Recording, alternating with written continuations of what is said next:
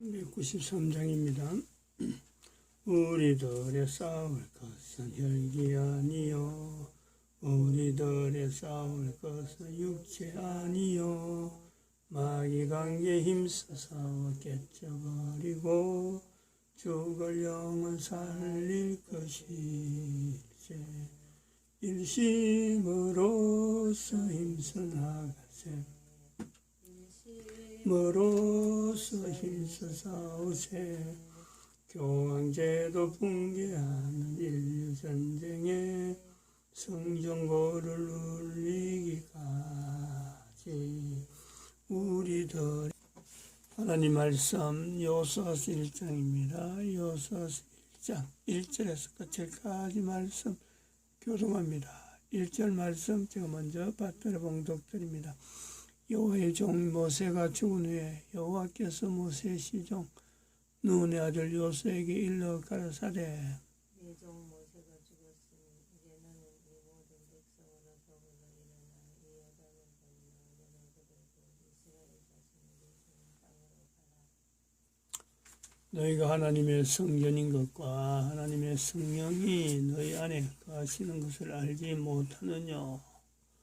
모든 정사와 권세와 능력과 주관하는 자와 이 세상과 오는 세상 일컫는 모든 이름 위에 뛰어나게 하시고 또 만물을 그 발 아래 복종하게 하시고 그런 만물 위에 교회의 머리로 주셨느니라. 교회는 그의 몸이니 만물 안에서 만물을 충만케 하시는 자의 충만이니라. 평강의 하나님이 친히 너희로 온전히 거룩하게 하시고 또 너희 온 영과 온과 몸이 우리 주 예수 그리스도 강림하실 때에 흠없게 보존되기를 원하노라. 너희를 부르시는 이는 미쁘시니 그가 또한 이루시리라. 진중에 들어다니며 백성에게 명하여 이르기를 양식을 예비하라. 3일 안에 너희가 이 요단을 건너 너희 하나님 여호와께서 너희에게 주사 얻게 하시는 땅을 얻기 위하여 들어갈 것임이니라 하라. 항상 우리를 그리스도 안에서 이기게 하시고 우리로 말미암아 각처에서 그리스도를 아는 냄새를 나타내시는 하나님께 감사하노라. 너는 하나님과 화목하고 평안하라. 그래야면 복이 내게 임하리라. 너는 범사의 하나님을 인정하라. 그래야면 내 길을 지도하시리라. 내 길을 지도하신다. 복이 내게 임한다. 인류가 이것을 싫어할 개인이 한 인간이 복이 임한다는데 싫어하거나 또 길을 완벽한 하나님께서 지도하신다 하는데 이걸 거부할 인간은 없습니다. 아무도 그런 인간이 다 그것을 다 요구합니다. 인간 존재는 인류 훈으로 나타나는 개인이 인정하든 인정하지 않든 간에 인간 존재 자체가 하목 하인을 이걸 요구를 합니다. 그 요구하는 인간이 바로 인간이에요. 그러한 존재되는 것이 다른 어떤 생물체도 없습니다. 오직 인간에게만 그것이 요구되는 이거는 어떤 존재 자체가 그런 거예요. 그런데 이런 존재 자체가 그랬는데 이걸 살아있으면서 자기가 의도적으로 이걸 거부하니까 바로 그것이 거짓이죠. 거짓. 인간에게 나타나는 거짓. 개인이 우리가 그것을 참 어렵게 신앙이라 믿음이다 어떤 개인의 고백이다 하나님을 믿는 거하고 다른 종교를 비교하면서 이런 거다 저런 거다 그런 게 아니에요. 인간 존재 자체가 복받기를 바라는 것이 바로 인간 존재예요. 인간 존재가 누군가는 자기를 바르게 인도해 주길 바라는 하나님에 의해서 인도된다 하면요 그것처럼 완벽한 것이 없는 거죠. 그것처럼 평강의 하나님이 친히 너로 온전히 거룩하게 하시고, 인간에게 있어서 누리는 개인의 평강은 하나님께서 나에게 복 주시고 하나님께서 나의 길을 걸어가시게 지도하신다. 이것을 가지고 있는 자의 그 평강은요, 누구에게든지 양보할 수 없고 빼앗기지도 않는 거예요. 근데 이거를 억지로도 자기 스스로 자꾸 거부하려고 하는 그것이 악이고 거짓이란 말이에요. 거짓. 그런 것을 인류에게 만연하게 만든 것이 바로 인류 제도 속에서 이 사탄이 교황제도 속에서 1500년간 그래왔고, 예수회는 바로 그런 데서 하는 열매입니다. 예수회라는 조직 자체가 앞으로 사탄회가 될 것인데 그런 열매예요. 그 속에서 완전히 하나님의 지도, 하나님의 복, 이거 자체를 철저하게 막는 그 환경이 사탄이라 하는 그 환경에 들어있고, 사탄이 억수로 좋아하죠.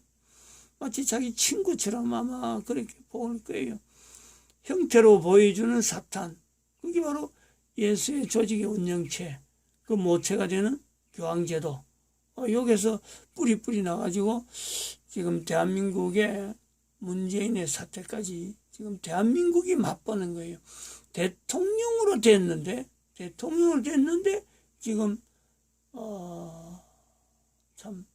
사탄 행보를, 그리고 그 교황의 행보를 인류 전체 보여주듯이 대한민국이라고 한 나라는 특별히 하나님께서 오래전부터 분명한 뜻을 두고 이스라엘도 못하고 미국도 못하는 엄청난 사역이 대한민국에 잠재되어 있는 이런 나라의 대통령의 자리에 앉아가지고 지금 나라를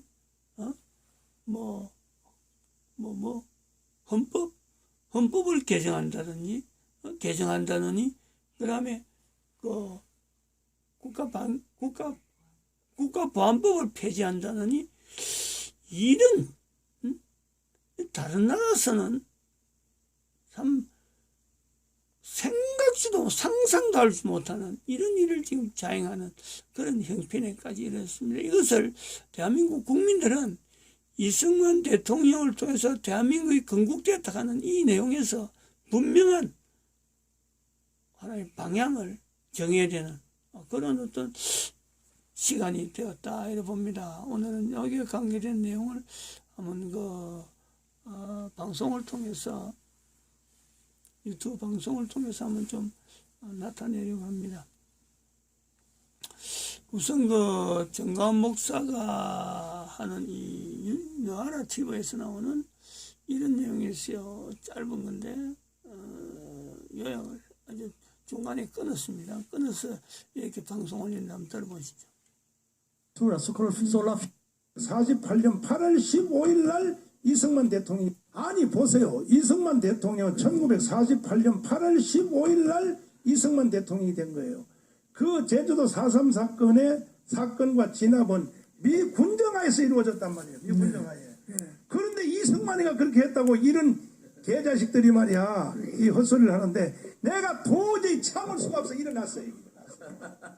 이따위 연설을 듣고도 말이야 국민들과 특별히 여의도에 있는 자유한국당 국회의원들 말이야, 대통령이 국가 부인 정도가 아니라 인민공화국을 선포를 해도 정치한다고 국회의원들이 무슨, 특별히 초선 의원들 정신 차려 이 개자식들아, 그런 거에 대해서 반응도 하나 못하고 말이야 당에서 싸움이나 하고 앉았고 말이야, 이런 개자식들 말이야.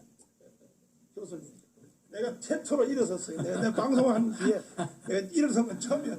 도저히 분해서 견딜 수가 없는 거예요. 어떻게 생각하세요? 그래서 지금 이게 진압을 안 했으면 어떻게 되겠어요? 그 현상이 지금 나타나잖아요. 그게 안 했으면 역사가 어떻게 될지 뻔히 보이거든요. 그럼에도 불구하고 뒤집어 없습니다. 그렇지. 그게 오늘도 똑같은 생각을 하고 있다는 것을 알 수 있고, 그 지금의 잣대로 이제 그렇게 하는 거거든요. 그렇지. 가령 2019년 8.15 10월 3일 네. 그 집회가 없었다면 그렇지. 어떻게 됐겠나요? 대한민국이 어떻게 됐나요? 야당은 그때 숨도 못 쉬었어요. 맞아요. 아예 존재를 아무도 인정도 하지 않았고, 그때 그 상황에서 정광훈 목사라는 분이 일어나가지고 온 대한민국을 뒤흔들었다. 그러니까 그건 역적이죠. 그건 역적이죠. 4.3 사건을 공산주의자들을 진압한 것을 역적적 행위로 보고 그렇게 그 반란군들을 무슨 의로운 무슨 전사처럼 이야기하는 그 역사 뒤집기가 오늘도 일어나고 있는 거예요. 자기들이 어떻게 한 거는 전 생각지 아니하고 거꾸로 말하는 이 역사 뒤집기, 이게 지금 보통 심각한 문제가 아니거든요. 그래서 4.3 사건 문제뿐만 아니고 여순 반란 사건 문제도 지금 나오고 계속 나올 겁니다, 앞으로. 그래서 어떻게 하든지 내년에는 이 정권을 중단시켜야 됩니다. 그래야 되지. 그대로 두었다가는 정말 역사가 어디로 갈지 정말 모릅니다. 그래 정말 심각합니다. 종교개혁 문제 이야기했지만은 이건 우리의 종교개혁, 이게 종교개혁이 단순히 종교개혁이 아니었습니다. 그때 교회 개혁 정도가 아니고 역사, 문화 전체 개혁이었습니다. 서양 사회를 완전히 바꾼 혁명이었습니다. 오늘 종교개혁 그 이야기는 무슨 말인가 하니 교회가 우리 사회를 완전히 다시 새롭게 바꿔줘야 된다. 그리고 지금까지 그냥 사회의 흐름에 눌리고 그대로 따라가던 그 자세를 버리고 성경적으로 아드 폰테스 본질로 돌아가가지고 정말 솔라 스크립투라 솔라 피데 그 믿음의 정신으로 역사를 새롭게 바로잡아라. 그 명령이라고 저는 생각하거든요. 그걸 바라고 있다. 그런 생각을 하니까 정광 목사님이 좀 몸도 아프고 좀 그렇지만은 누가 대신할 사람도 없고 그렇습니다. 이제 또 역사는 제가 볼 때 하나님께서 모르는 사람의 책임을 묻는다 그렇게 생각하지 않습니다. 막 대형교회 목사님들 뭐라 하지만 모르니까 어쩔 수 없어요. 근데 책임은 누구에게 묻느냐 하면 알고 깨달은 사람에게 책임도 물을 거라고 저는 생각하거든요.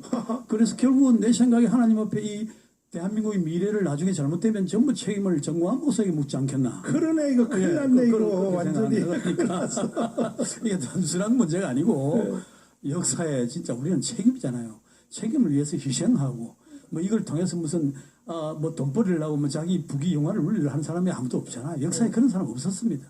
그게 진정한 애국자고 그게 진정한 믿음의 사람이잖아요. 이단은 자기 배 불리고 자기 명예를 찾는 사람이 이단이 주로 그래가지고 자기 희생하고 몸버리고 갇히고 억울한 소리 듣는 사람이 어떻게 이단이 됩니까?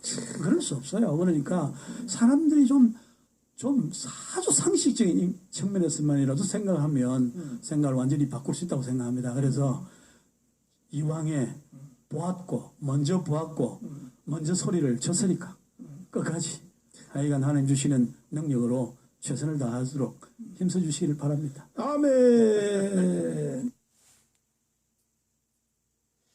중요한 멘트죠. 하나님께서 책임을 묻는다.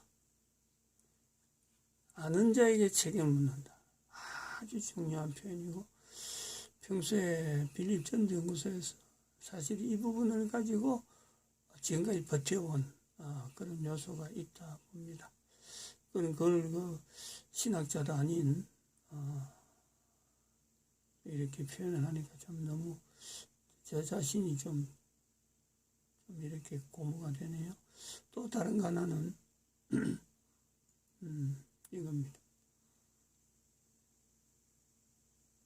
들어보시죠. 안녕하십니까. 신의균의 국방TV 시큐리티 뉴스입니다. 오늘도 아주 중요한 우리 안보 그리고 국제정치 관련 소식 간추려서 브리핑 해드리겠는데요. 자, 울산광역시 그 선거 때부터 굉장히 논란이 많았고 사실은 뭐 정권이 바뀌어서 제대로 수사를 해본다면 어떤 결과가 나올지 모르는 울산광역시 시장 좌빨이죠. 그리고 역시 그 좌빨들끼리 끌어주고 밀어주고 돈 챙겨주는 그런 정황 감상을 통해서 적발되었다. 그리고 지금 김정은이 생존을 위해서 마지막 몸부림을 치고 있는 모습, 그리고 정말 고소하고 참 한편으로는 부끄럽기 그지없는데 김정숙이 미국에 못 갔습니다. 왜냐? 오지 마라고 했기 때문에. 관련 소식 알려드리겠습니다. 이른바 청와대 하명 수사 논란의 핵심에 서 있는 송철호 울산광역시장이 그는 울산광역시청이 대북 지원 사업에서 1억 원의 혈세를 날린 것으로 드러나 논란이 되고 있다는 소식입니다. 도대체 왜 지자체가 대북 지원 사업을 개별적으로 하는 것인지 이해가 되지 않는다는 지적입니다.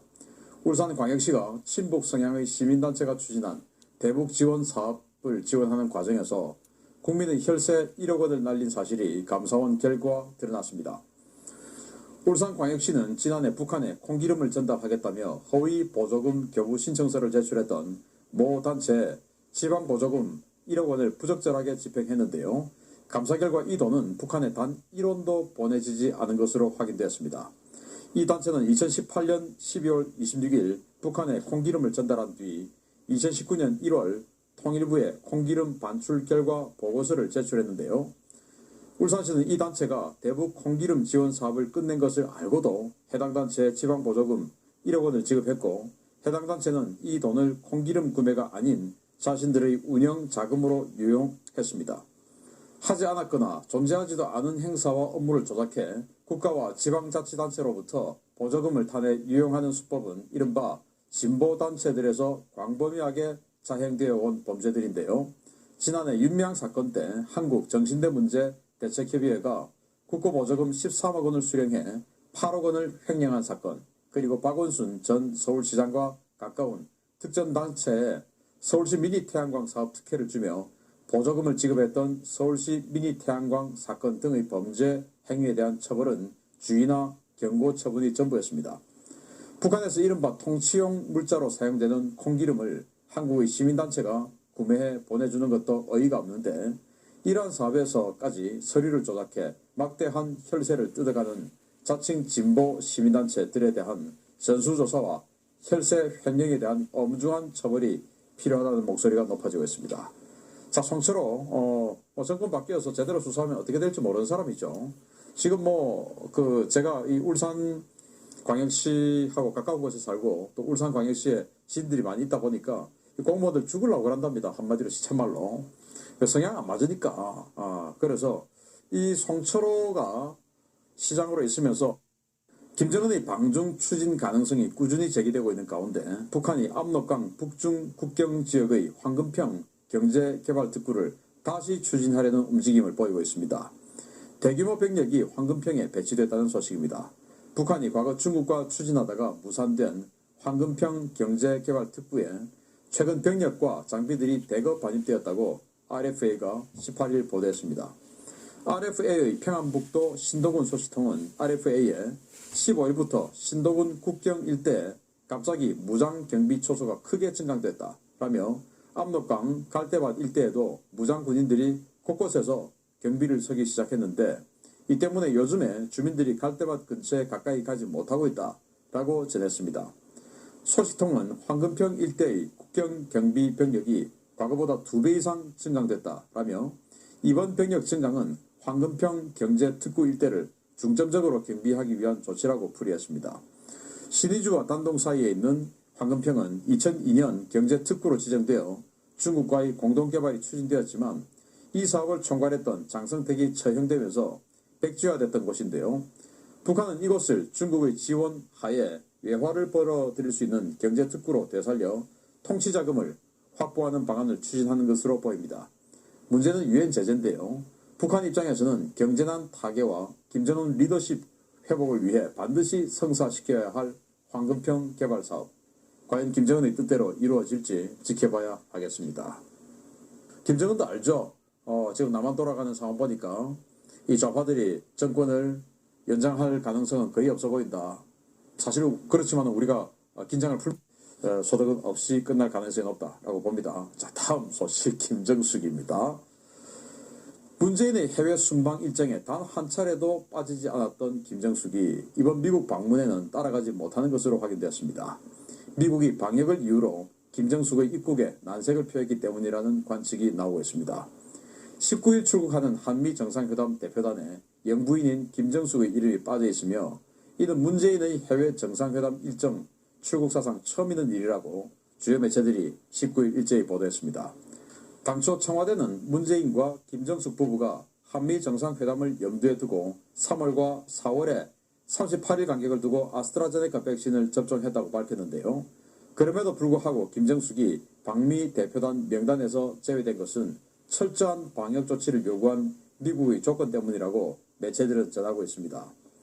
실제로 청와대 관계자는 18일 중앙일보에 김 여사가 순방에 빠진 이유는 미국이 요청한 방역 조치 때문이다 라고 밝혔는데요.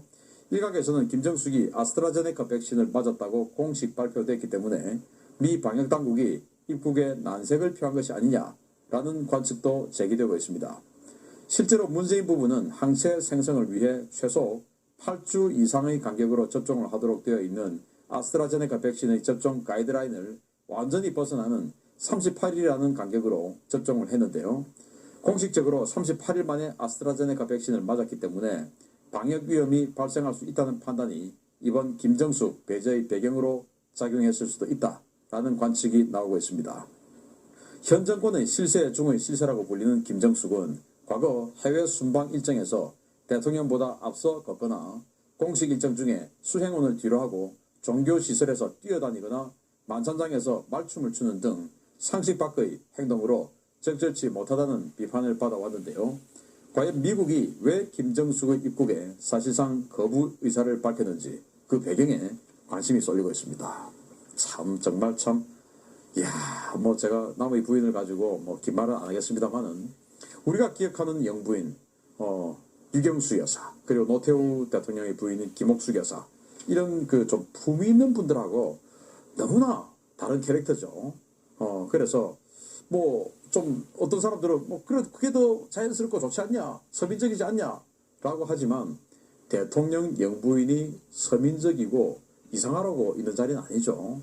그래서 해외 나갔을 때 우리 대한민국 국격에 맞는 그런 행동을 하고 또 대통령의 위신을 세워주고 그게 바로 내조 아닙니까? 그렇게 해야 되는데 라오스 가서는 자기가 먼저 사열하듯이 앞에 딱 가버리고 왜 집에서 그럼 이 문재인하고 이 가정 내에서의 권력이 어떤 상황인지 딱 봐도 지금 나오는 그런 장면인데 자기가 먼저 트랩에 손을 흔들고 그리고 이 성스러운 성당에서 프라하에서 멍 때리고 구경하다가 보니까 사라지니까 그러면 좀 품위 있게 어쨌든 옆에 수행원도 있지 않습니까? 그러면 대통령 어디 가셨어요? 이라고는 좀 빠른 걸음으로 따라오면 되지. 뛰어면서 우리 남편 어디 갔어요? 우리 남편 어디 갔어요? 이때만 해도 정말 문재인 부부가 힘이 좋았기 때문에 오히려 그게 그 좌파 언론에서는 아름답게 포장을 했었어요. 그리고 우리나라에 오는 해외 정상들 보십시오. 반드시 이 관광 코스가 있습니까? 바쁜 이 시간 쪼개가지고 해외 순방하는데 어디 관광을 다닐 시간이 있습니까? 과거 이명박 대통령이나 박근혜 대통령 이런 분들이 이 해외 순방을 가면 그렇게 관광을 했습니까? 이 부분은 갈 때마다 관광 코스가 있어요. 그리고 문재인이 바빠서 관광을 못하면 자기 혼자도 관광을 다녀요. 참 기가 차죠. 이 미얀마 또 라오스, 캄보디아가 앙코르도 당연히 가고 그리고 예를 들면 러시아 방문해서는 톨스토이 집을 방문했어요. 그리고 독일 방문해서 윤희상의 집을 방문했어요. 정말 또 황당한 것은 노르웨이에서 저는 이름도 기억 못하는 어떤 작곡가 집을 방문한 겁니다. 그러면은 저 음악 상당히 좋아하는 사람인데 제가 이름도 모르던 작곡가 집이라고 하면은 일반 국민들이 알겠습니까? 문재인이 알겠습니까? 근데 이 사람은 이제 음악 성악 출신이니까 그 작곡가 알겠죠. 그래서 그 작곡가 집 찾아가는 거예요. 그래서 노르웨이 정부가 거기서 음악회를 해줬다 이겁니다. 그때만 해도 한국이 선배들이 닦아놓은 이 엄청난 이 국격을 가지고 대우받을 때였으니까 지금 불과 4년 만에 한국은 전 세계에서 완전히 그냥 바보 같은 나라로 지금 전락하고 있는 상황인데 얼마나 정치를 정말 개판을 쳤으면 이런 부끄러운 상황이 됐는데 아무튼 이런 식으로 갈 때마다 관광 다니고 그러다가 급기야는 혼자서 대통령 휘장이 새겨진 자기가 대통령이 아닌데 대통령 휘장이 새겨진 에어포스 1을 타고 인도에 타지마을 구경하러 가고 완전히 정말 더 센 이야기 하고 싶지만 여기서 스톱하고 아무튼 아스트라제네카 백신 분명히 WHO에서 8주에서 10주 간격으로 맞아라 라고 되어 있습니다. 1, 2차 접종을. 그럼 8주면은 56일 아닙니까? 그런데 이 부분은 38일 만에 맞았어요. 그 38일 만에 만든 것은 모더나 백신이 유명한 백신 중에서는 모더나 백신입니다. 그래서 제가 모더나 맞은 것 같다라고 이야기를 했는데 그러나 만약에 그 미국에다가 우리는 사실은요 모더나 맞았어요. 그러니까 걱정하지 마세요. 라고 하는 순간 그냥 우리나라 정부로 이 정보가 다 들어오겠죠. 그래서 실제로 공식적으로는 아스트라제네카 백신 맞았다라고 이야기했겠죠. 자, 그러면 미국 방역당국에서 봤을 때 아스트라제네카 백신은 분명히 56일, 최소 56일 이후에 맞게끔 돼 있는데, 아니 니들은 38년 만에 맞았어? 그러면은 항체 형성 안 됐을 가능성이 더 높잖아. 안 그래도 아스트라제네카 백신은 항체 형성 가능성이 70%뿐이 안 되는데 그 텀을 지키지 않았으니까 너는 항체 형성 안 된 거야. 그런데 대통령 이 사람은 핵심 인사니까 안 올 수가 없으니까 당신 빠져. 이렇게 된 겁니다. 이야, 정말 개구력이죠. 그러나 정말로 이런 상황이라 하더라도 과거 정부, 그동안의 대한민국 정도의 국격이었고 한미관계였으면 그래도 가자. 마지막인데 지금 가자. 라고 할 수도 있었는데 지금은 뭐 한미관계 최악이죠. 국제적으로 왕따죠. 이러니까 그냥 깨갱하고 못 가는 겁니다. 정말 뭐 집에서 뭐하고 며칠 동안 계실지 모르겠습니다. 아무튼 좀 반성 좀 하기 바랍니다. 마치겠습니다. 감사합니다.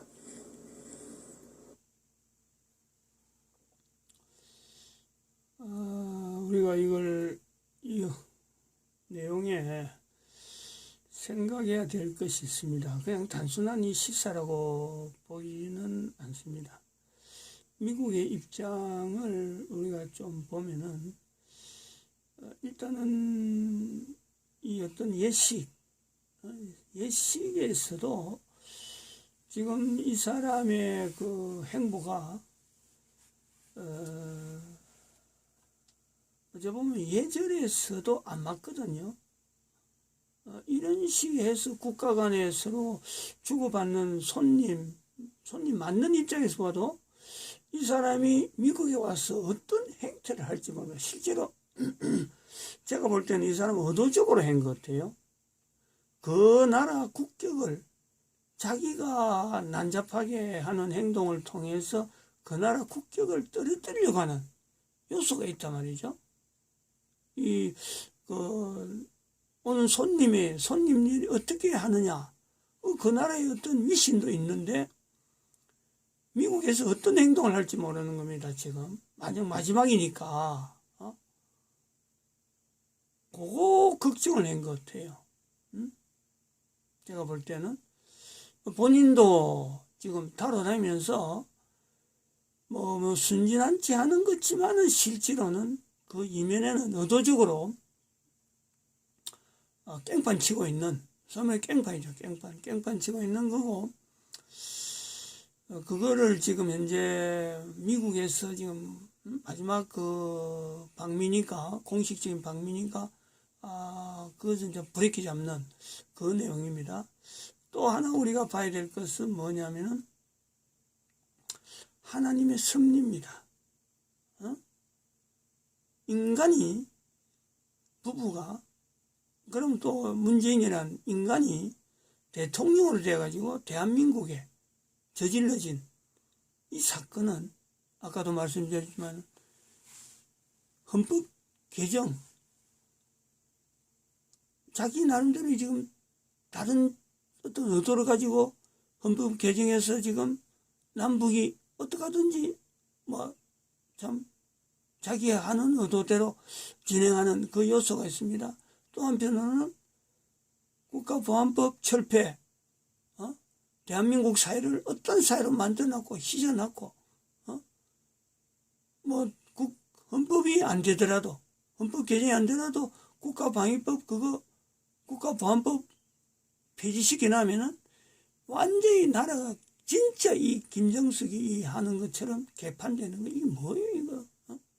이런 인간이 참 이래가지고 전 세계를 돌아다니면서 하니까, 그러니까 이거를 하나님께서 인간들이 할 수 없는 여러 가지 조직과 여러 가지 시스템을 통해서 지금 그걸 보여주는 거예요. 안 된다는 거지. 이 나라 대한민국 어떤 나라인데 하나님께서 선지자로서 대한민국 국민들이 요구하고 있는데 앞서서 이걸 막 행태 완전히 개굴력이라 그러네. 개굴력. 이렇게 또 개차반이란 말이 있잖아요. 개차반. 하나님의 심판입니다. 심판. 그들이 요구하는 대로 대한민국 흘러가지 않는다. 심판하시는 분이 아까 그 정가원 목사 막 일어서서 벌떡 일어날 정도로 지금 대한민국 국가가 엉망인데 하나님께서 국민들에게 보여주시는 위로하십니다. 이래 봅니다. 마칩니다. 기도드립니다.